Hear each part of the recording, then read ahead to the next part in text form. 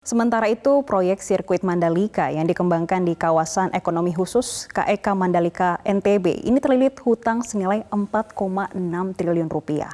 Pendapatan Mandalika praktis hanya bergantung pada ajang MotoGP yang bakal digelar Oktober mendatang.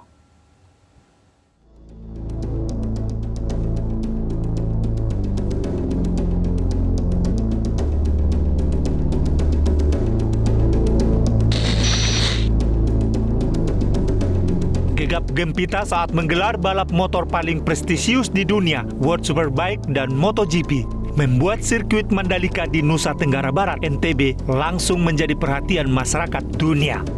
Ternyata proyek sirkuit Mandalika yang dikembangkan di kawasan ekonomi khusus Mandalika terlilit utang senilai 4,6 triliun rupiah.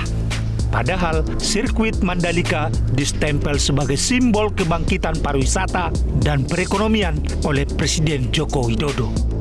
Menurut Direktur Utama Injorni Doni Oskaria yang mengelola sirkuit Mandalika, tanggungan utang dibagi dalam 2 termin pembayaran, jangka pendek sebesar 1,2 triliun rupiah dan jangka panjang 3,4 triliun rupiah. Buntutnya, solusi yang ditawarkan untuk meminta dana segar ialah dari anggaran pendapatan dan belanja negara. Sebagai badan usaha milik negara, Injorni atau Indonesia Journey meminta penyertaan modal negara senilai 1,19 triliun rupiah untuk menyelesaikan utang jangka pendek. Sebenarnya bukan kali ini saja Mandalika menyedot uang rakyat. Sebelumnya, pemerintah telah mengucurkan PMN kepada PT Pengembangan Pariwisata Indonesia senilai 1,3 triliun rupiah.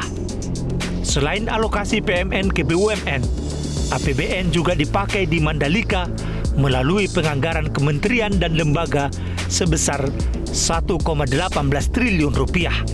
Bahkan ajang MotoGP dan World Superbike 2022 dibiayai Kementerian Pariwisata dan Ekonomi Kreatif.